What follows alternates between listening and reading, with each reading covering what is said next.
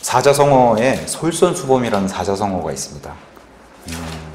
국어사전에 가서 살펴보니까 남보다 앞장서서 행동하여 몸소 다른 사람의 본보기가 된다, 이런 뜻으로 솔선수범이라는 그런 사자성어를 씁니다. 그리스도인이라면은 하나님의 선한 행위가 나와야 되는 그런 사람이라고 성경은 얘기하고 있습니다. 오늘 본문에서는 이보다 한 발 더 나가서 하나님의 선한 행위를 본을 보여서 나타내라, 이렇게 성경은 우리에게 알려주고 있고, 선한 행위의 본을 보이는 그 자세를 예수님이 이 땅에 와서 보여주신 그런 섬기는 자세로 예수님이 보여주셨습니다. 그 예수님이 우리에게 잘 드러내서 보여주신 점이 바로 솔선수범입니다. 또 한 가지는 우리 하나님은 질서의 하나님이라고 부르십니다. 질서의 하나님. 오늘 교회 예배당 오는 길에 신호등을 건너면서 녹색불은 건너고 빨간불은 서고 하는 이러한 것들을 성경은 질서라고 부릅니다. 우리 하나님께서 온 우주를 창조하신 것도 바로 이 질서 가운데서 온 우주, 그 모든 셀 수 없는 행성들이 부딪히지 않고 모든 동물들이 다 살아갈 수 있는 이런 모든 것이 바로 하나님의 질서 안에 있다고 우리에게 성경이 알려주고 있습니다. 오늘 예배당 안에 이렇게 보시면은 정말 책상이 이렇게 가지런히 되어 있고 의자가 가지런히 되어 있는 이것을 성경은 질서라고 얘기합니다. 만약에 중구난방으로 어느 분은 이쪽을 향해서 쳐다보고 있고 어느 분은 뒤를 향해서 쳐다보고 있고 이러면 아마 믿지 않는 사람이 들어와서 봤을 때 무질서하다고 보고 좋지 않은 그런 모습으로 아마 판단을 할 겁니다. 근데 이 의자와 책상이 배열되어 있는 이런 질서를 보여주는 것처럼 고린도 교회 안에는 이런 질서가 있지 않은 그런 모습으로 하나님께 영광이 되지 않은 그런 모습을 고린도 교회가 그려주고 있는데 그것을 통해서 하나님은 질서를 원하신다는 것을 우리에게 성경을 통해서 알려주고 있습니다. 오늘 이 선한 행위의 본을 보이는 솔선수범과 질서에 대해서 좀 얘기를 하려고 합니다. 오늘 본문 말씀을 통해서. 그래서 오늘 제목을 질서 있는 그리스도인의 솔선수범은 하나님의 교리를 빛나게 한다, 이런 제목으로 같이 한번 말씀을 나눠보겠습니다. 먼저 오늘 읽은 이 디도서는 사도 바울이 목회서신으로 편지를 썼다, 이렇게 우리에게 알려주고 있습니다. 그래서 우리가 잘 알려진 디모데와 디도, 이런 사도 바울이 자기가 아들이라고 불리는 자들, 이렇게 부르는 자들에게 쓴 편지를 목회서신. 그래서 이 편지는 그 수신자가 교회에 쓴 편지가 아니라 개인에게 쓴 편지고, 여기 수신자처럼 디도와 또 다른 목회자들에게 쓴 편지라고 우리에게 알려지고 있습니다. 편지를 쓴 그런 시기는 AD 65년경에 쓴 것으로 추정되고, 바울의 마지막 편지가 바로 디모데 후서, 그걸 쓰고서 바울이 순교를 당했는데 그 디모데 후서 쓰기 전에 기록한 그런 편지로 추정이 되고 있습니다.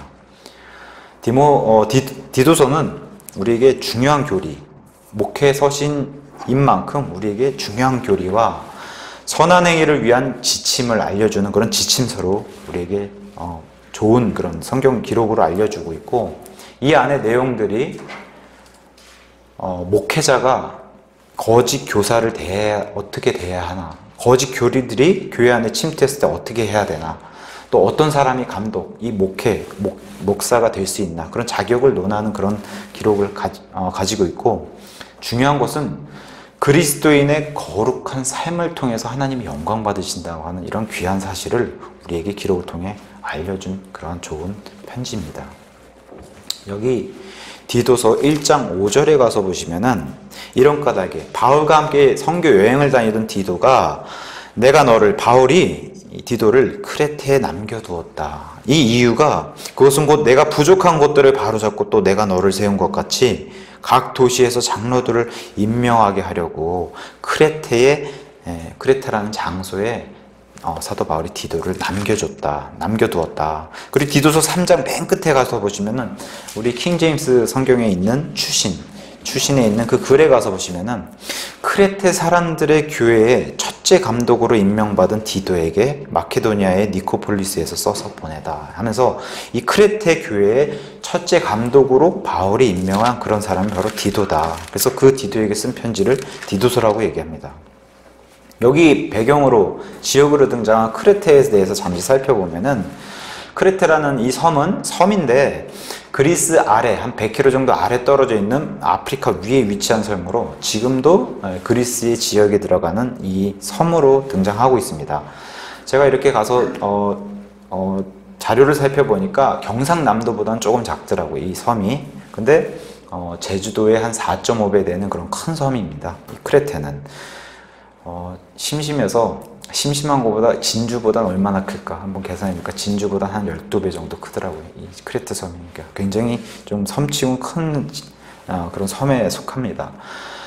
그리스에는 많은 신화들이 있는데 그 그리스 신화에 나오는 이 크레테는 크레테 안에 이다라는 그런 산이 있는데, 그 이다라는 산은 제우스가 태어난 곳이라는 그런 그리스 신화가 등장하고 있고, 우리 지난 시간에 제가 뉴에이지 세미나를 하면서 이 유럽이라는 영어의 그 이름의 여신의 이름이라고 하는 이 에우로파라는 여신이 있는데, 이 제우스가 에우로파라고 하는 여신과 결혼해서 미노스라는 왕을 낳게 되는데, 이 왕이 포세이돈의 도움을 받아서 다스리던 곳이 바로 이 크레테 섬이라고 이제 신화로 내려옵니다. 우리가 잘 알다시피 예수님 오기 한 600년 전에 바빌론 느부갓네살 왕을 통해서 바빌론 포로로 끌려갔을 때 유대인들이 전 세계로 퍼져나가는 이 디아스포라 현상이 일어나는데, 그때 이 크레테 섬으로까지 유대인들이 이동한 것으로 성경은 그려주고 있고, 이 크레테 섬에 사는 유대인들이 심지어 사도행전 2장에 전 세계에 퍼져 있는 그 유대인들이 다시 오순절날 예루살렘에 모였을 때 그때 베드로의 설교를 들었던 것으로, 그래서 그 설교를 들은 크레테 사람 유대인 일부가 구원받아서 돌아가서 그 교회를 형성하는 이런 것으로 그려주고 있습니다.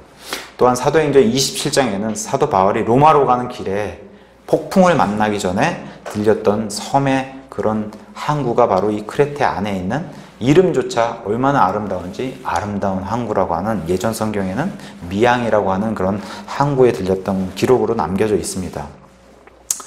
이 크레테는 좀 성경의 연관성을 찾아보면은 블레셋과 연관이 있는 그런 지역입니다. 그래서 고대 크리테인의, 결론적으로 말씀드리면 고대 크리테인의 그 사람들이 바로 블레셋의 조상입니다.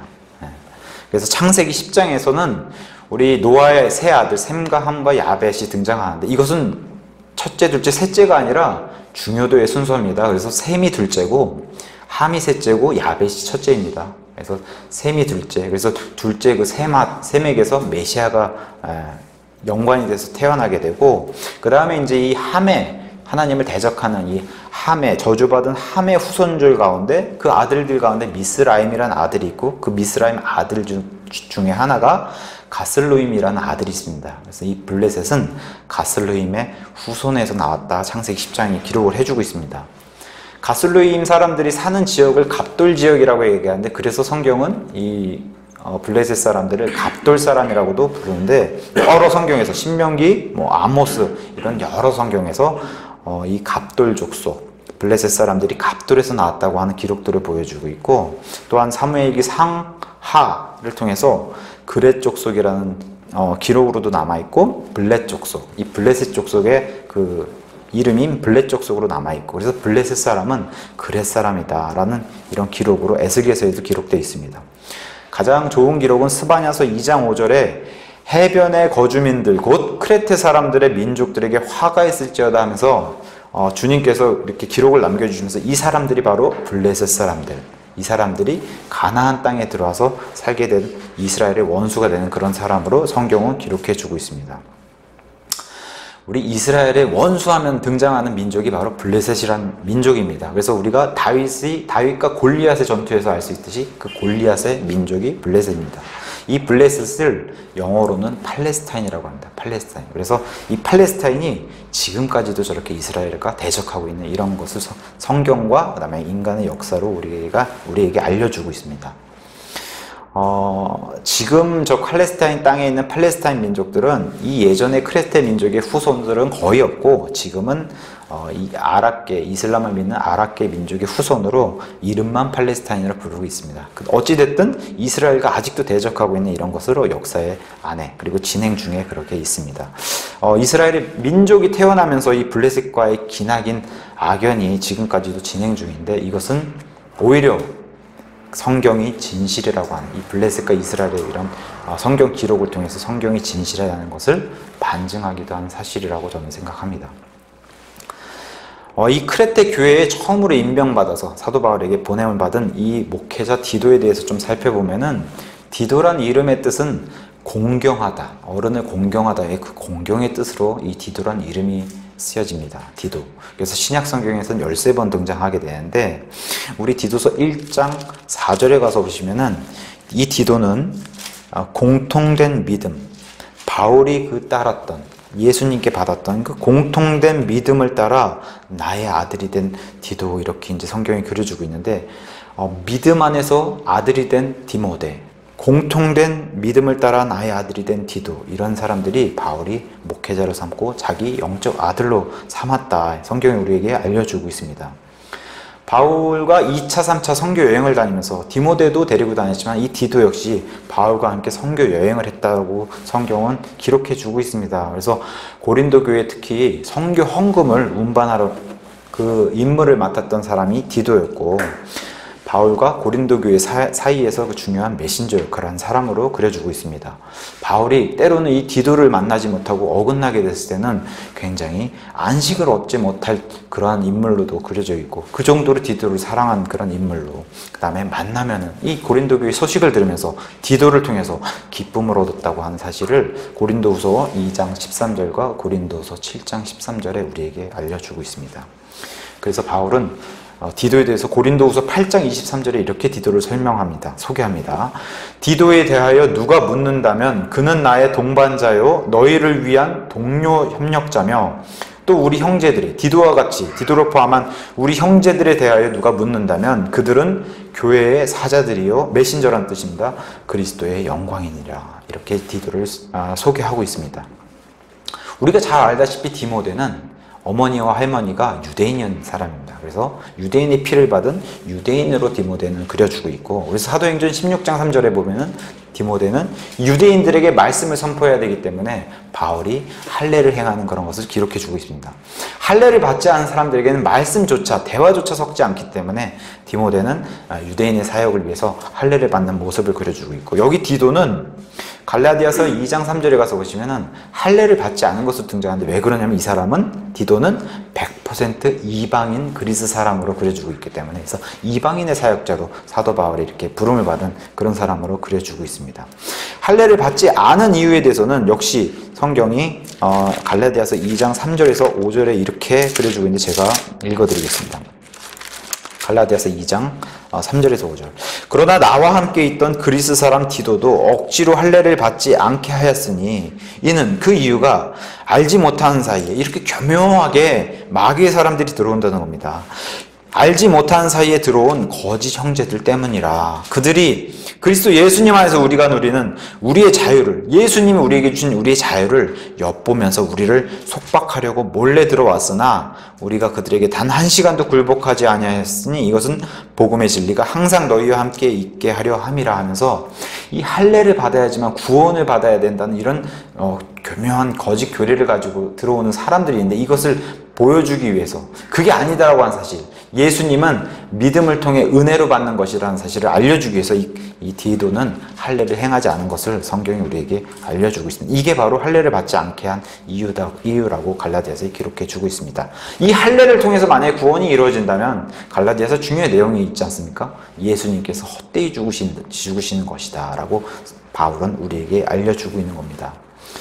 자, 이 디도는 크레테의 감독이 된 이유에 대해서 사도 바울은 이렇게 디도서 1장 5절에 얘기합니다. 먼저 부족한 것들을 바로잡고 장로들을, 디도 너를 통해서 또 다른 장로들, 이 목회자들을 세우기 위해서 디도를 감독으로 맡겼다. 그래서 7절에 가시 보시면은 1장 7절에 감독은 이러이러한 조건을 가져야 된다라고 얘기하면서 장로는 곧 감독이요 감독은 곧 목사다라고 하는 사실을 성경을 통해서 그냥 우리에게 알려주고 있는 겁니다. 디모데전서 3장과 더불어서. 그래서 구체적인 이유를 들여다볼 때는 이 1장 10절에 이렇게 나옵니다. 1장 10절에 제멋대로 행하는 사람이 있다라고 얘기하고 헛된 말을 하는 사람이 있다라고 얘기하고 속이는 자들이 들어간다고 얘기하는 이 사람들이 바로 할례자들에 속한 유대인들, 믿지 않는 유대인들이 이런 크레테 섬의 안에 사는 유대인들이 교회를 공격하는 이런 일을 벌이고 있기 때문에 지역교회를 위해서 이 공격을 받는다는 겁니다. 가만히 놔두면 성도들이. 그래서 지역교회를 위해서 바울이 이 크레테에 감독으로 파견하는, 목회자로 파견하는 이런 일을 성경이 그려주고 있습니다. 특히 11절에 이 사람들이 와서 무엇을 행하냐면은 디도에게 사도 바울이 명심하라는 겁니다. 너는 반드시 11절에 그들의 입을 막아야 하느니라. 이런 자들은, 이런 유대인들, 믿지 않는 유대인들은 더러운 이익을 얻으려고 자기들이 마땅히 가르쳐서는 안 될 이런 이단 교리를 가르쳐서 가정들을 온통 뒤엎는다는 겁니다. 이 사람들이 들어와서. 근데 이게 심지어 어디까지 영향을 미치냐면 성도들에게도 영향을 미치고 성도들의 가정에도 영향을 미치기 때문에 바울이 가서 목회자로 이런 것을 물리쳐야 하고 보호해야 하고 지켜야, 교회를 지켜야 한다는 것으로 사도 바울이 이 디도를 감독으로 파견했다는 것을 우리에게 알려주고 있습니다. 이런 믿지 않는 자들, 하나님을 대적하는 자들의 행위는 이 시대에도 별반 다른 것 같지 않습니다. 이 사람들은 목표가 가정을 뒤엎는 것, 교회를 뒤엎고 나아가서는 나라를 뒤엎는 이러한, 다른 말로 하면 전복시킨다고 얘기하는데 우리가 이러한 사실을 성경을 통해서도 알 수가 있고 우리가 벌어지고 있는 이런 현실의 세계에서도 눈을 통해서 알 수가 있습니다. 이런 자들은 가정과 교회와 나라를 엎으려고 하는 이런 전복을 하려고 시도를 한다. 근데 이것을 교회가 막아야 된다, 지켜야 된다고 하는 사실을 우리에게 알려주고 있는 겁니다. 크레테인들, 이 크레테 사람들의 상태는 어떻다라고 얘기하면 12절에 그들 중에 한 사람 곧 그들의 대언자, 이 이교도 섬기는, 이방신을 섬기는 대언자입니다. 그들의 대언자. 자, 그들의 대언자도 이르기를 이렇게 얘기한답니다. 크레테 사람들을 소개하기를 항상 거짓말쟁이요 악한 짐승이요 게으른 탐식가다. 이렇게 크레테 사람들을 소개하고 있고, 그래서 13절에 이 증언은 참되도다 이렇게 얘기하는 겁니다. 또한 16절에서 이 크레테 사람들은 이렇게 얘기합니다. 크레테 사람들에 대해서 그들이 하나님을 안다고 고백하나 행위로는 그분을 부인하니 그들은, 크레테 사람들은 가증하고 불순종하는 자들이요 모든 선한 일에 대해 버림받은 자들이다. 참 무서운 말씀이죠. 왜냐? 하나님께 버림받은 자들, 즉 지옥에 가는 사람들이다. 이건 크레테 사람들에게만 한정되어 있는 게 아니라 세상 사람들이라고 보면은 더 우리가 이해하기 쉬울 겁니다. 우리가 사는 세상하고 별반 차이가 없는 사람들이라고 생각하면 좀 더 이해가 쉬울 겁니다. 이러한 악한 사람들이 틈을 타서 교묘히 들어오고 거짓 선생과 거짓 교리들이 교묘히 가정과 교회를 공격하려고 할 때에 가정과 교회를 지키기 위해서는 다음과 같은 그리스도인의 자세를 하나님이 요구하신다는 겁니다. 그것은 곧 뭐냐? 질서를 요구하시고, 교회는 특별히 가정과 교회는 질서를 요구하시고 선한 행위의 본을 요구하신다. 그래서 오늘 본문 2장 1절에 보시면 본문에 들어가서 이렇게 얘기하는 겁니다. 오직 너는, 디도 너는 목회자로서 건전한 교리에 합당한 것들을 말하고 선포하고 당부해서 성도들에게 이런 것을 인지시켜야 된다라고 2장 1절에 시작을 하는 겁니다. 건전한 교리에 합당한 것을 얘기해야 된다. 여기 교리란 단어, 기존 성경에 교리란 단어를 찾아볼 수가 없습니다. 교훈과 가르침으로 아예 다 바꿔버렸기 때문에 교리란 단어 굉장히 중요합니다. 성경에서는 총 56회 단수와 복수로 등장하고 있는데 특히나 여기 1절에 등장한 건전한 교리, 영어로는 교리란 단어는 닥트린이란 단어로 등장합니다. 근데 여기 건전한 교리는 사운드, 우리 소리, 이런 사운드라는 소리 아시죠? 그 사운드 닥트린이라는 그런 단어로 쓰였는데 이 건전한 교리는 목회 서신에만 딱 4번 등장합니다. 건전한 교리가 목회 서신에만. 그래서 디모데 전서에 한 번, 디모데 후서에 한 번, 디도서에 2번 이렇게 건전한 교리란 단어가 등장하는데 우리 유명한 구절 디모데후서 3장 16절처럼 모든 성경의 기록은 하나님의 영감으로 주신 것으로 교리와 책망과 바로잡음과 의로 교육하기에 유익하다. 이런 중요한 구절에 등장하는 단어, 바로 교리란 단어입니다. 우리 디모데후서 1장 13절에 가서 보시면 이 건전한 교리에 대해서 정의를 성경이 뭐로 내려놓고 있냐면은 건전한 교리는 말씀의 틀이다. 하나님 말씀의 틀, 말씀의 형태다. 이렇게 성경이 설명해 주고 있습니다. 그 형태를 가지고 우리가 하나님의 말씀으로 굳건히 이 프레임 같은 틀이다. 이렇게 성경이 알려주고 있는 겁니다.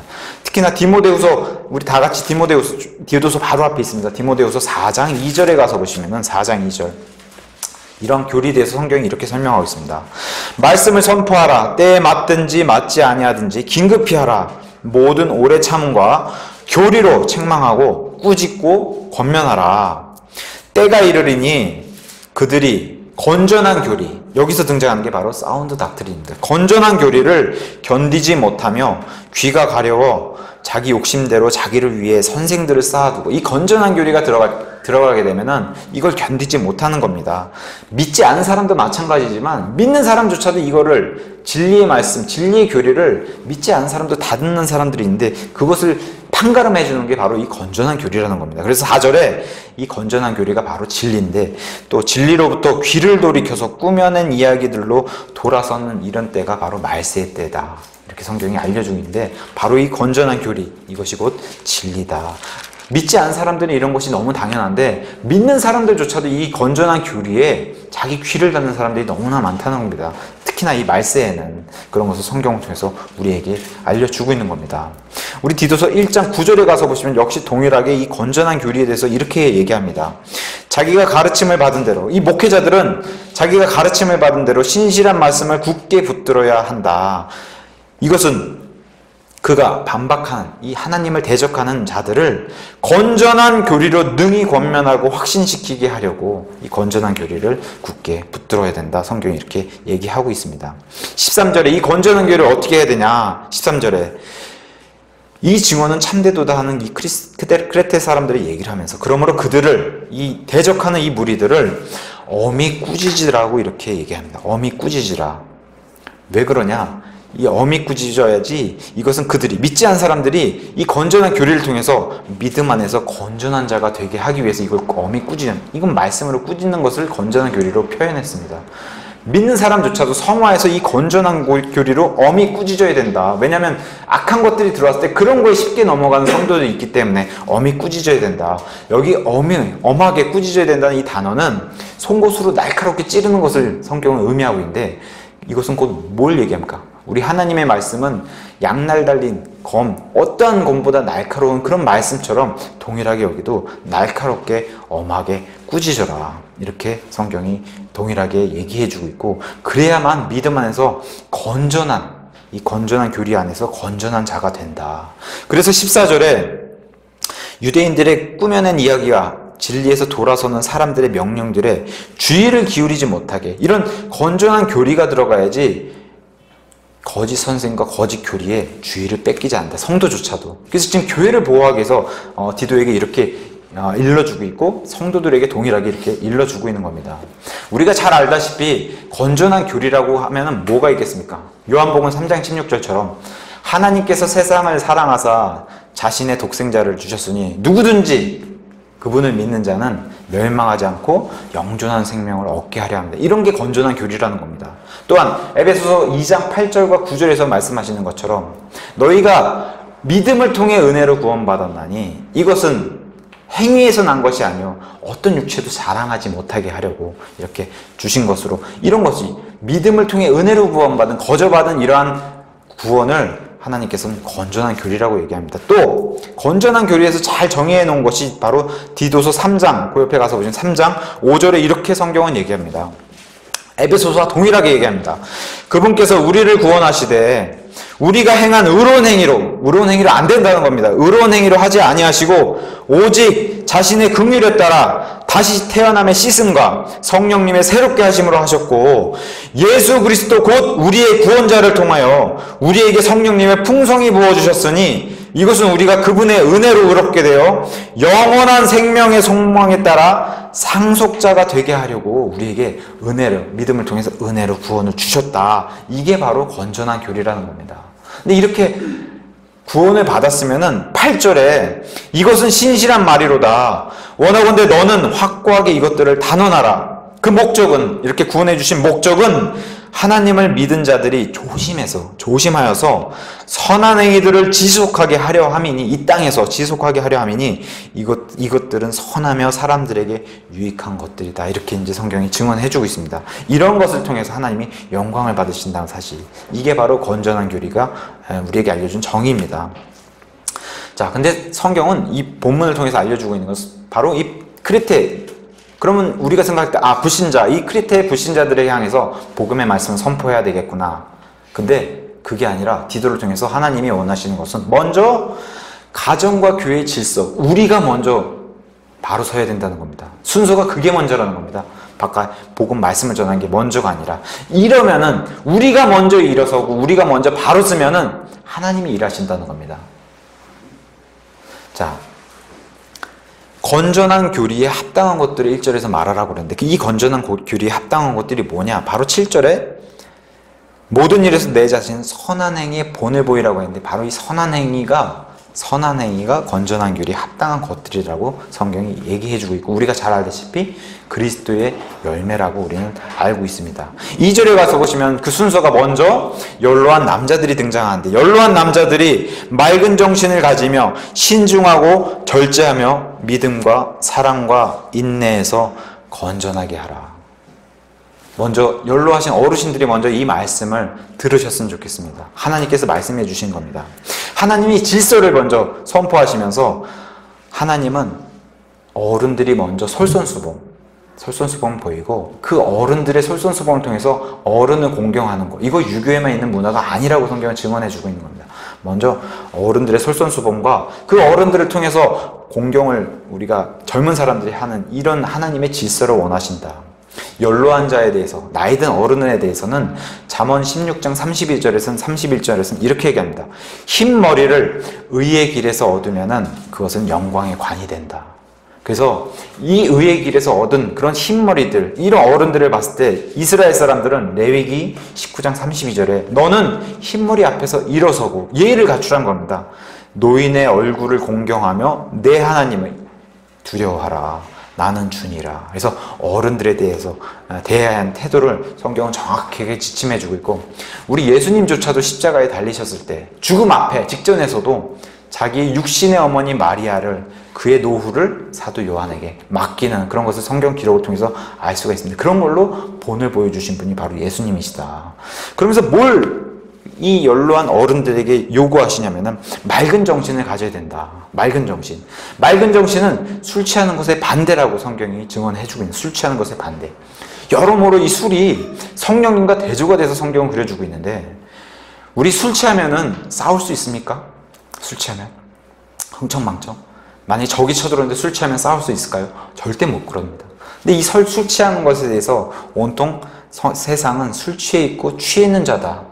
음료에게 취해 있는 자다. 이 세상이 그렇게 설명해 주고 있습니다. 마귀에게 너무 무방비로 노출되어 있는 상태라고 얘기하는데, 이러지 말고 그 반대편에 성령님으로 충만해. 술 취한 거의 반대편이 바로 성령님으로 충만한 것이라고 성경은 설명해 주고 있는데, 술에 대해서 잠시 얘기하면 술은 세상 사람들도 좋아하지 않는 3대 도박이라고 얘기합니다. 3대 중독.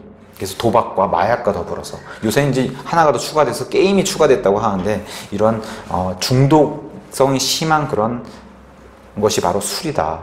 저 역시도 이런 술에 빠져서 살았던 지난 어두운 과거가 있기 때문에 누구보다도 이 술의 그런 안 좋은 단점에 대해서 잘 알고 있는데, 요새 술 때문에 벌어진 윤창호 법안이라는 게 생겨났습니다. 전역을 앞둔 어떠한 청년이 부산의 어떤 휴가 중에 사고로, 그래서 음주운전자의 그런 사고로 인해서 혼수 상태가 돼가지고, 도저히 이런 음주운전, 이런 사고를, 술 때문에 벌어진 사고를 볼 수가 없다 해서 청와대 청원한 이 청원 숫자가 25만 명을 넘어서 지금 법안을 좀 바꿔야 된다라고 하는 요구가 커진 이런 시대에 우리가 살고 있습니다. 이런 음주를 통해서 벌어진 이런 사고들. 또한 얼마 전에는 술에 취한 10대들이 79살 된 경비원을 두들겨 패가지고 그런 사건이 벌어지고 있는데, 이게 다 술로 인해서 벌어진 사건들. 이것은 우리가 뉴스를 통해서 알 수가 있습니다.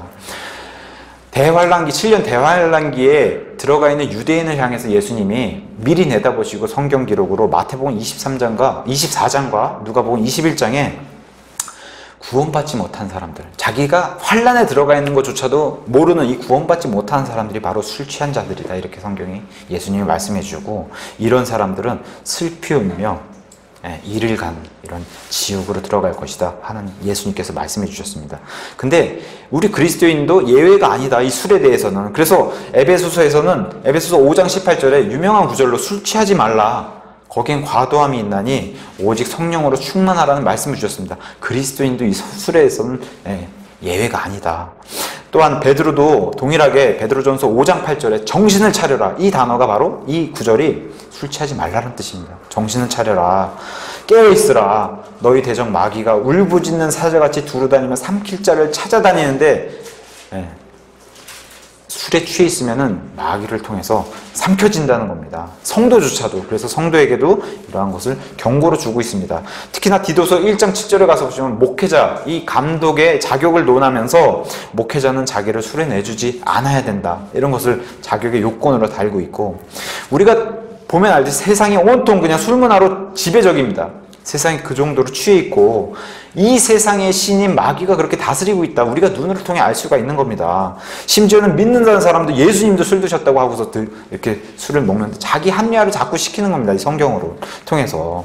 이런 것들은 천주교를 통해서 나왔고, 그래서 예수님이 마신 그 우리가 믿는 포도즙이 그게 포도주라고, 그게 예수님의 피를 상징하는 건데 이걸 술이라고 자꾸 얘기하는 건데, 그래서 이게 우리가 가지고 있는 이 건전한 교리를 알려야 된다는 겁니다. 그 순수한 피가 바로 포도즙이다, 술이 아니었고, 예수님은 술 드시지 않으셨다고 하는 사실을 알려줘야 되는 겁니다. 세상 사람들 얘기합니다. 믿는 사람들조차 얘기합니다. 술을 안 마시지 않으면 일하기 힘들다, 이런 얘기 많이 들어보시지 않습니까? 술을 마시지 않으면 일하지 못한다. 어떻게 생각하세요? 이런 얘기는. 근데 여기서 저는 그리스도인이 정말로 영광을 드러낼 수 있어야 된다고 생각합니다. 우리가 정말 세상 사람들, 술을 마시지 않으면 일을 못하는 그런 마음, 또 그러한 어려움을 당하더라도 처음엔 조롱당하고 힘들 수 있습니다. 근데 이러한 일을 통해서 하나님께서 영광 받으실 수 있다. 저 사람은 믿는 사람이기 때문에 술을 안 마셔. 우리가 오히려 그런 세상 사람들을 견인하고 리드해 나가는 그런 그리스도인이 돼야 된다고 생각합니다. 술 자체는 죄질이 가볍지만, 어떤 우리가 마음을 미워하는 마음, 시기하는 마음, 이런 죄보단 죄질이 가볍지만 이 술을 통해서 큰 죄를 저지를 수 있는 도구가 될 수 있다는 사실을 우리가 알기 때문에 멀리하는 게 좋다, 이렇게 이제 저는 말씀드립니다. 그리고 성령 충만은 술 취함과 반대의 상극임을 명심해야 한다고 저는 말씀드릴 수 있습니다. 술 취하는 것뿐만 아니라 너무 바쁜 세상입니다. 우리가 하나님에 대해서 생각하지 못할 정도로 이렇게 너무 바쁜 세상으로 돌아가고 있는데, 그것은 곧 또한 뭘 얘기하냐면은 술 취하는 것과 마찬가지로 하나님을 생각하지 못한, 즉 묵상하지 못하는 그러한 시대, 이런 바쁜 시대에 살고 있는데, 세상 사람들은 이러한 때에 명상하라고 얘기합니다. 아무 생각하지 말고 정신을 그냥 편안하게 놔줘라. 근데 성경이 얘기하는 묵상은 그런 게 아니라 우리에게 하나님이 주신 지성과 감성과 의지를 가지고 하나님을 깊이 생각하는 것을 묵상이라고 합니다. 전혀 다릅니다. 왜냐? 성경에서 정신을 빼놓으면 다른 존재가 들어오기 때문에 그리스도인이 그런 것을 해야 할 태도로 보지 않습니다. 그래서 묵상, 이런 깊이 생각하고, 근데 세상이 너무 바쁘다 보니까 이런 것조차도 많이 뺏기는 그런 세상에 우리가 살고 있기 때문에 조심해야 된다. 근데 먼저 이것을 어르신들이 먼저 본으로, 맑은 정신을 본으로 보여야 된다. 그 다음에 보여주는 게 신중해야 된다. 여기 신중이라는 단어는 또 다른 말로 번역하면 위험이 있다라는 단어로 등장하는데, 신중, 위험과 같은 단어. 그래서 디모데전서 3장에는 집사를 뽑을 때에 집사는 반드시 신중해야 된다. 그의 아내들은 신중해야 된다. 이런 첫 요건으로 등장하고 있는 게 이게 신중함입니다. 신중함.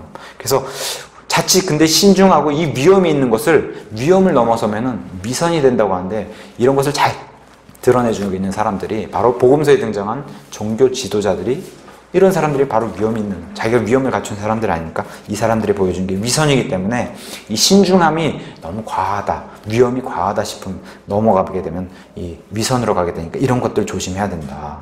그 다음에 등장하는 게 어르신들에게 요구하는 게 절제입니다. 절제. 그래서 사도 바울은 벨리스 총독을 만났을 때 이 하나님의 의를 전달하면서 절제도 같이 선포했습니다.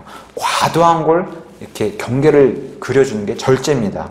그래서 사도 바울은 올림픽 경기장에 뛰고 있는 저 선수를 봐라. 저 선수가 자기를 풀어헤쳐서 마음껏 먹고 운동을 안 하고 저렇게 나온 선수가 없지 않느냐. 선수는 자기 먹을 거 아껴가면서 운동하고 거기 시간 투자를 해서 메달을 따지 않냐. 이렇게 그걸 얘기하면서 저 사람들이 운동선수가 하는 저 절대를 한번 보고서 그 사람들이 따는 이 메달은 썩어 없어지지만 우리가 하는 이런 절제는 하나님의 영원한 왕관을 위해서 뛰고 있기 때문에 이걸 기억해야 된다. 저 올림픽 선수 못지않게 우리가 절제를 해야 된다고 이것을 성경을 통해서 알려주고 있었습니다. 그러면서 또 뭘 얘기하냐? 믿음과 사랑과 인내에서 건전하게 이렇게 성도들을 만들어야 된다. 너무 어려운 말이 아닙니다. 믿음과 사랑과 인내에서 건전하게 해라. 데살로니가전서 5장 7절에서 8절에서는 이렇게 얘기합니다. 잠자는 자들은 밤에 자고 술 취한 자들은 밤에 취하느니라. 그러나 낮에 속한 우리는 정신을 차려 믿음과 사랑에 흉갑을 입고 구원의 소망을 투구를 쓰자. 야고보서 5장에서는 이렇게 얘기합니다. 너희가 욥의 인내를 듣지 않았냐. 욥의 인내. 참는 자들은 우리가 행복한 자로 여기나니 욥의 인내를 들었고 그 인내를 통해서 하나님이 욥에게 베푸신 결말을 보아라. 그게 바로 하나님이 친절한 긍휼을 베푸신 분이라는 사실을 우리에게 알려주고 있는 것이다. 이 모든 맑은 정신과 신중함과 절제함, 믿음과 사랑과 인내, 이 모든 것을 먼저 교회에 연로한 남자들이 솔선수범해서 보여야 된다. 이게 출발입니다. 그 다음에 3절에 연로한 여자들도, 자매님들도, 연로하신 자매 어르신들도 그와 같이 여기 남자들이 보여줬던 이 동일한 사실과 같이 맑은 정신과 신중함과 절제함과 믿음과 사랑과 인내에서 이렇게 그와 같이 하여 거룩함에 합당하게 처신하도록 해야 된다. 하나님은 거룩한 것을 아름답게 보신다라고 시편 29편 2절, 96편 9절, 110편 3절. 그래서 이 거룩함으로 예배를 드려야 되고 이 거룩함이 하나님 보시기에 아름다운 것이다. 베드로도 동일하게 자매님들에게, 연로하신 어른들에게 이렇게 얘기했습니다. 외적 단장도 중요하지만 자기를 꾸미는 거 중요합니다. 여자들에게. 그러나 외적 단장으로만 하지 말고 썩지 아니하는 것, 온유하고 조용한 영의 장식으로 할지니 그것은 하나님 눈앞에서 지극히 값진 것이다. 이런 게 하나님 앞에서 거룩한 것이다 라고 성경이 증언해주고 있고, 또한 연로한 여자들에겐 또 거짓으로 비난하지 말아라. 이런 것들이 아마 여자분들을 통해서 더 많이 교회 안에 퍼질 수 있게 그런 확률이 높기 때문에 성경도 이렇게 하나님이 말씀해 주시는 것 같습니다. 디모데전서 3장에서 집사의 아내들에겐 이것을 이렇게 설명했습니다. 남을 헐뜯는 자가 되지 말아라. 이런 것들을 경고를 주면서 선한 것들을 가르치는 자가 되라. 여기 자는 선생으로 되어 있는데 그렇다고 해서 교회에서 여자들이 가르치라는 게 아니라 누구를 가르쳐야 되냐? 바로 4절에 나오는 젊은 여인들, 젊은 자녀들을 좀 더 나이가 많은 연로한 여자들이 가르쳐야 된다. 그래서 어떤 것을 가르쳐야 되냐? 4절, 이것은 그들이 젊은 여자들을 가르쳐서 맑은 정신을 가지게 하며, 역시 등장하는 게 맑은 정신입니다. 가지며 자기 남편을 사랑하고 자기 자녀들을 사랑하게 하며 신중하며 정숙하고 가정을 보살피며 선하고 자기 남편에게 순종하는 자가 되게 하게 하렴. 이런 것들을 나이든 여자들이 젊은 여자들에게. 근데 본인들도 이것을 행해야지 이것을 젊은 여자들이 보고 따라한다는 겁니다. 본인들은 안 하면서 젊은 여자들을 가르칠 때 이렇게 해야 된다고 가르치면 절대 그것을 믿음의 후배로서 그것을 본받지 못한다는 겁니다. 남편과 자녀들을 사랑해라. 너무 당연한 얘기지만 우리가 사는 말세에는 이것이 깨지는 시대다. 왜 그러냐면 예수님도 말씀해 주셨듯이 환난에는 마지막 날들에는 사랑이 식는 그런 시대다. 이렇게 얘기해 주셨고, 디모데후서 3장 1절에서 2절에서도 사도 바울도 자기 자신만 사랑하는 시대가 바로 말세다. 이렇게 얘기해 주고 있고, 우리가 지난 추석 때 보니까 뉴스를 보니까 정말 이 시간이 지날수록 명절에 가족들이 안 모이는 이런 일이 계속 늘어나는 추세라고 뉴스에서도 얘기해 주더라고요. 요새 유행하는 단어, 혼자 밥 먹고 혼자 술 먹고, 이래서 혼밥, 혼술이란 이런 1인 중심의 시대에 우리가 살고 있습니다. 이런 게 깨져가는 시대에 역행하는 사람들이 그리스도인이라고 성경은 증언해 주고 있는 겁니다. 역행하는 사람. 이게 쉬운 일은 아닙니다. 세상의 분위기, 방향은 저쪽으로 좌로 잡고 가고 있는데 우리 하나님의 사람들은 우로 가야 되기 때문에 이게 쉽지 않은 세상이지만 이것을 계속해서 하나님이 요구를 하고 계십니다. 가정을 보살펴야 된다. 영어로는 홈키퍼로 되어 있습니다. 홈키퍼. 모기약이 아니라 가정을 보살피는 자. 이 젊은 여인들에게, 연로한 여인들이 알려줘야 된다. 남편은 가정을 다스리는 자로 되어 있고 아내들은 가정을 보살피는 자로 되어 있습니다. 그래서 정숙해야 된다. 일단 여인들은. 그래서 연로한 여인들이 정숙해야 된다. 이것을 젊은 여인들에게 알려줘야 된다. 정숙함을. 그래서 이 정숙함에 대해서는 베드로전서 3장 1절과 2절에서 이렇게 얘기합니다. 아내들아, 이와 같이 너희도 너희 남편에게 복종하라. 이것은 누가 말씀에 순종하지 아니하여도 믿지 아니한 자가, 아니면 믿는 자가 오히려 약간의 길에서 벗어나서 순종하지 아니하여도 그들 또한 말없이 아내의 행실을 통해, 어떤 말을 전하지 않아도 그 행실을 통해서 얻고자 함이니 두려움이 동반된 너희의 정숙한 행실을 그들이 보지 않는 것 같아도 눈여겨보느니라. 이게 바로 우리가 하나님 앞에서 행해야 될 선한 행위의 좋은 예라고 성경이 증언해 주고 있는 겁니다. 이와 같이 젊은 남자들과 또 젊은 여자들과 6절에 젊은 남자들도 이와 같이 권면하여 맑은 정신으로 생각하게 하라. 그러니까 연로한 남자부터 시작해서 연로한 여자, 그 다음에 젊은 남자, 젊은 여자. 그래서 남녀노소를 구분하고서 일단 첫 번째 하나님은 이런 질서를 보여주시면서 맑은 정신, 이게 기본적인 거랍니다. 성경에서는, 교회에서는 특히 맑은 정신, 이 맑은 정신을 가지고 이런 질서를 보여줘야 된다. 심지어는 9절에서 종들에게, 이 세상 종들에게, 이 종들에게 권면하여 자기 주인들에게 순종하게 하며 모든 일에서 그들을 매우 기쁘게 하고 말대꾸하지 말게 하며 훔치지 말고 전적으로 선하게 충성하는 것을 보이게 하라. 이게 바로 이 세상 종들에게, 또는 자기 상사를 둔 우리 직장 다니는 그런 그리스도인들에게 이 또한 질서로 하나님께서 남겨주신 말씀입니다. 특히나 이 당시 크리트에 사는 이 종들, 구원받은 종들인데 이 당시는 로마 시대이기 때문에 노예 그런 상태가 40%, 많게는 반 이상의 인구가 노예의 신분에 있기 때문에 이 노예들 가운데 구원받은 사람들이 이렇게 행했다는 겁니다. 자기가 형제가 됐다고 자기 주인을 무시하고 얕보는 그런 종들이 생겼다. 그래서 디모데전서 6장 1절에 동일하게 자기 형제라고 해서 얕보는 이런 종들이 생겼다. 그런 종들에게 하나님이 권면을 하면서 그러면 안 된다. 하나님의 질서는 그렇게 무질서한 상태로 자기 주인에게 대한 태도, 심지어 이 땅의 종들임에도 그렇게 질서를 유지해야 된다고 하나님이 원하시는 겁니다. 또 이 당시 종들이 했던 행동들, 이게 다 지금 교회에 있는 사람들, 교회에 있는 성도들에게 지금 하나님이 말씀해 주신 겁니다. 종들인데 구원받은 사람인데도 훔친다는 겁니다. 자기 주인의 것을. 그래서 10절에 훔치지 말아야 된다. 그래서 우리가 잘 알다시피 빌레몬서에는 오네시모라고 하는 종이 있습니다. 구원받은 사람이고 바울의 동역자인데도 자기 주인 빌레몬으로부터 금전을 착취해가지고 도망가는 이런 종의 모습을 성경이 좋은 예로 드러내고 있는데, 이러면 안 된다라고 하는 사실을 성경이 그려주고 있습니다. 이래야만 5절에 가서 보시면 5절 끝에 그리하여야 하나님의 말씀이 모독을 받지 아니하리라. 이렇다는 겁니다. 이래야만 하나님의 말씀이 모독을 받지 아니한다. 모독을 받는 경우, 하나님의 말씀이, 그건 믿지 않은 사람들을 통해서, 아니면 믿는 사람들을 통해서도 모독을 받는 경우는 바로 그리스도인이 위선을 행할 때 하나님이 모독을 받으신다는 겁니다. 자신이 실행하지도 않는 그런 말씀, 그런 설교하고 가르칠 때, 특히나 목회자들의 경우 이런 사람들을 통해서 하나님 모독을 받는다.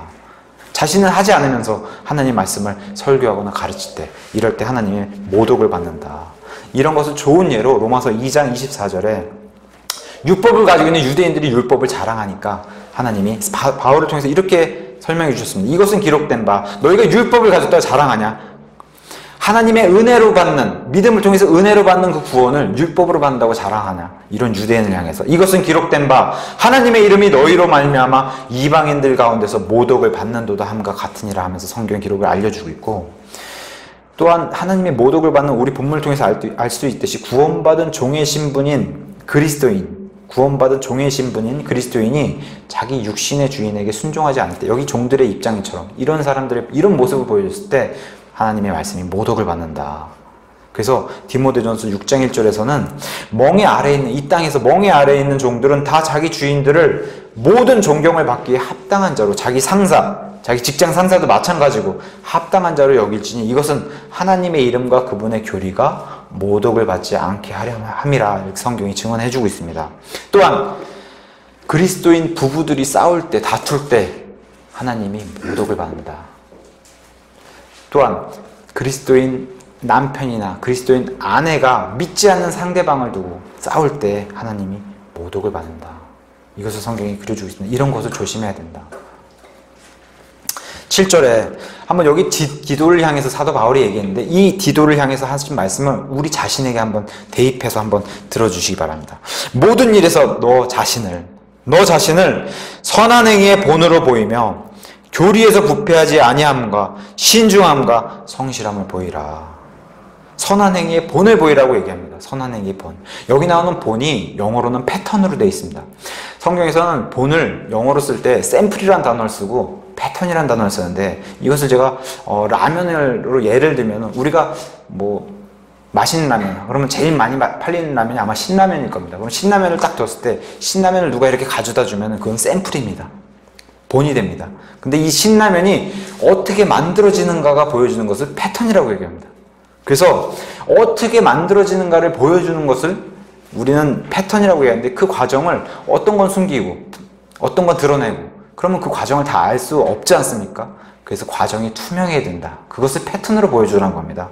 우리 진주소망침례교회를 예로 들어보았다면 우리 진주소망침례교회를 누군가에게 딱 소개했을 때 아, 그 교회 하면서 우리 진주교회를 생각하는 것을 샘플이라고 얘기하고 우리 진주소망침례교회가 세워져서 지금까지 어떻게 이 시간까지 왔는지 그것을 패턴이라고 해야 하는데 그것을 우리가 투명하게 드러내고 우리가 밖에 있는 사람들에게 거리낄 것이 없고 우리가 하나님 앞에서 투명하게 이렇게 교회를 지금까지 하나님의 은혜를 해오고 있다. 이것을 패턴으로 보여주고 있는데 그런 걸 바로 성경은 패턴이라고 얘기합니다.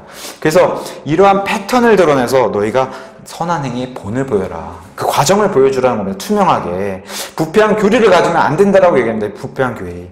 그래서 성경은 바리새인과 사두개인의 이런 부패한 교리를 너희가 알 수가 있을 것이다. 위선의 교리, 누룩, 그 다음에 교리. 사두개인들은 하나님의 말씀조차도 믿지 않았습니다. 부활의 말씀. 이런 누룩의 교리의 누룩을 너희가 이러한 것들을 가지고 있으면 안 된다는 겁니다. 이 그리스도인들은.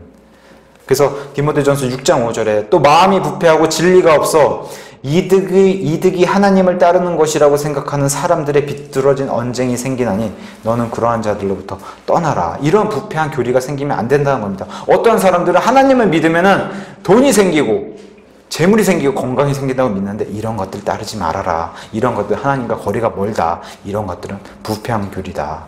성실해야 된다. 빌립보서 1장 10절에 성실해야 된다. 어디까지? 그리스도의 날까지 성실해야 된다. 이렇게 성경이 설명해주고 있습니다. 그러면서 너희는 8절에 비난받을 수 없는 건전한 말을 하라. 반대편에 속한 자가 너희에 대하여 나쁘게 말할 것이 없으므로 부끄러움을 당하게 하려 함이라. 동일하게 우리 중요하니까 베드로전서 3장 가서 보시면은 베드로전서 3장 15절 베드로전서 3장 15절에 제가 읽겠습니다. 오직 너희 마음속에서 주 하나님을 거룩히 구별하고 너희에게 너희 속에 있는 소망의 이유를 묻는 모든 사람에게 온유함과 두려움으로 대답할 것을 항상 예비하며 선한 양심을 가지라. 이것은 그들이 안 믿는 사람들이 너희를 가리켜 악을 행하는 자라고 비방하다가도 세상 사람들이 이렇게 그리스도인들을 비방한다는 겁니다. 비방하다가도 그리스도 안에 있는 너희의 선한 행실을 거짓으로 비난하는 자들이 부끄러움을 당하게 하려 함이라고 베드로도 동일하게 본문 8절 말씀처럼 동일하게 너희의 선한 행위를 통해서 이 사람들을 부끄럽게 만들어야 된다라고 성경이 하나님이 우리에게 요구하고 계시는 겁니다. 그래야만 10절에 이 모든 일이 이루어졌을 때 선한 행위의 본을 보이고 믿지 않는 사람, 믿는 사람들 우리 지체들에게조차도 본을 보였을 때에 하나님께서는 10절 끝에 중간에 이것은 그들이 모든 일에서 하나님 곧 우리의 구원자의 교리를 빛내게 함이라 이렇게 성경이 기록해주고 있습니다. 우리가 이 모든 선한 행위로 본을 보였을 때 하나님의 교리가 빛난다는 겁니다. 여기 빛난다라는 단어 이 단어를 다른 뜻으로 좀 풀이하면은 하나님의 교리를 돋보이게 꾸민다는 겁니다. 돋보이게 꾸미다. 하나님의 교리가 돋보인다는 겁니다. 믿지 않는 사람들에게조차도. 그래서 고린도전서 10장 31절에 너희가 먹든지 마시든지 무엇을 하든지 하나님의 이런 교리가 빛날 수 있게 하나님의 영광을 위해서 해라. 우리의 선한 행위, 그 열매를 통해서 하나님께서 영광을 받으신다. 이것은 하나님의 교리가 빛나게 된다는 것이다. 이렇게 성경을 기록해주고 있고, 여기 보면 하나님 곧 우리의 구원자라고 성경이 얘기하고 있는데, 동일하게 디도서 3장 6절에서도 이 하나님이 곧 누구시냐? 예수 그리스도 곧 우리의 구원자시다. 그 하나님이 우리의 예수 그리스도 우리의 구원자 되신다. 이분의 교리가 빛날 수 있게 이렇게 성경은 우리를 통해서 하나님이 역사하고 싶고 일하고 싶다는 사실을 계속해서 요구하고 계십니다. 우리의 구원자 예수 그리스도의 교리가 빛나게 되면 자연스럽게 하나님이 역사하신다. 이런 사실 믿으십니까? 네. 우리를 통해서 우리가 드러낸 선한 행위의 본을 보이게 되면 그 선한 행위를 통해서 예수 그리스도, 우리 구원자 예수 그리스도의 교리가 이렇게 돋보이게 빛나게 되고, 그 빛나는 일을 통해서 하나님이 자연스럽게 역사하시고 일하신다. 이런 사실을 우리가 확신을 가져야 됩니다. 자, 결론의 말씀을 드리면서 정리를 해보겠습니다. 이 크레테 교회를 세우고 지키는 일에 성도들이 가져야 되는 자세, 그런 자세를 바울이 디도를 통해서 우리에게 알려주었습니다. 바로 선한 행위의 본으로 너희가 솔선수범해야 된다. 먼저는 지체들을 앞서서 어르신부터 솔선수범해서 젊은 사람들에게 지체들을 앞에서 솔선수범해야 되고, 이 일을 통해서 믿지 않는 자들에게도 솔선수범해야 된다. 이게 바로 그리스도인이 리드해가는 세상인데, 이게 다 깨져 있다는 겁니다. 지금은 오히려 세상에게 끌려가는 상태가 됐다는 겁니다. 자, 말씀을 전달해라, 그렇게 얘기하지 않았습니다. 이 본문에서는 가서 막 성경 구절 외워가면서 말씀 전달해라, 그렇게 얘기하지 않고, 말씀 전달보다 먼저 가서 보여주는 게 그냥 선한 행위를 행하면은 그거 자체로 그냥 하나님을 알리는 그런 본이 된다. 선한 행위의 본을, 과정, 이 본이 투명하게, 패턴이라고 하겠습니다. 이 과정을 그냥 투명하게 보여줘라. 삶에서 일주일에 한 번 예배를 드리지만 6일은 세상 가서 살기 때문에 세상 가서 가는 삶조차도 하나님 앞에서 투명하게 세상 사람들 앞에서 살아야 된다라고 성경이 우리에게 알려주고 있는 겁니다. 첫째는 가정과 교회 안에서 먼저 이 질서를 잡으라는 겁니다. 첫째는 그 다음에 교회 밖에 불신자들에게 알려줘야 된다. 이런 하나님의 선한 행위의 본을, 하나님의 질서를 보여줘라, 이렇게 얘기하는 겁니다. 하나님께서 우리에게 이걸 적용하면은, 먼저 나이가 많든 적든 간에 성도에게는 가장 중요한 기본이 맑은 정신이라고 합니다. 맑은 정신. 오늘 여기 본문에서 맑은 정신이 얼마나 많이 나오는지, 맑은 정신, 남자들도 맑은 정신, 여자들도 맑은 정신, 여자들은 오히려 맑은 정신 플러스 많은 술에 내주지 말아라, 이렇게 강조해서 얘기하고 있고, 젊은 여자들도 맑은 정신, 젊은 남자들도 맑은 정신. 맑은 정신이 일단 성도적인 기본 요소라는 겁니다. 이 맑은 정신으로 삶을 투명하게 드러내라는 겁니다. 삶을 투명하게, 지체들에게, 믿지 않은 사람들에게. 그래서 한번 이 시간에 나는 내 가정에서, 교회에서 이런 투명하게 드러내는 본이 되는가, 한번 우리 스스로가 이 시간에 한번 깊게 생각해 보면 좋을 것 같습니다. 내 옆에 지체들에게 나는 투명한 존재인가? 본보기가 되는 존재인가? 내 자식들에게 나는 본보기가 되는 존재인가? 내 부모에게 본보기가 되는 존재인가?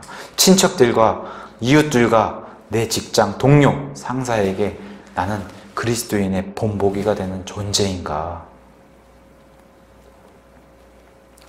근데 우리가 인생을 살면서 느낄 수 있는 것은 우리 힘으로 안 되는 일이 너무 많다는 겁니다. 세상에서.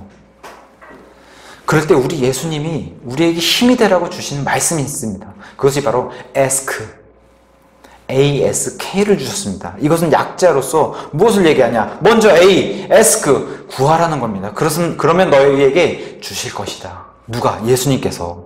그 다음에 seek, 찾아라. 그리하면 너희가 찾을 것이다. 그 다음에 K, knock, 두드리라. 그러면 열릴 것이다. 우리가 한계에 부딪히고 우리 힘으로 안 되는 일이 세상에 너무 많습니다. 그럴 때 예수님이 주시는 말씀이, 너희가 나를 찾아, 예수님을 찾아서 구하고 찾고 두드리라. 그러면 너희에게 이 일을 가능케 해주겠다 하신 이런 예수님의 약속을 힘입어서 우리가 세상을 살아가면 좋을 것 같습니다. 우리의 선한 행위의 본, 이 패턴을 솔선수범하게 될 때 하나님의 교리가 빛난다고 얘기했습니다. 하나님의 교리가 빛날 때 하나님께서 일하시면서 역사하심을 우리 진주소망 침례교회에게 보여주시리라 그렇게 확신합니다. 믿으십니까? 네, 기도드리겠습니다.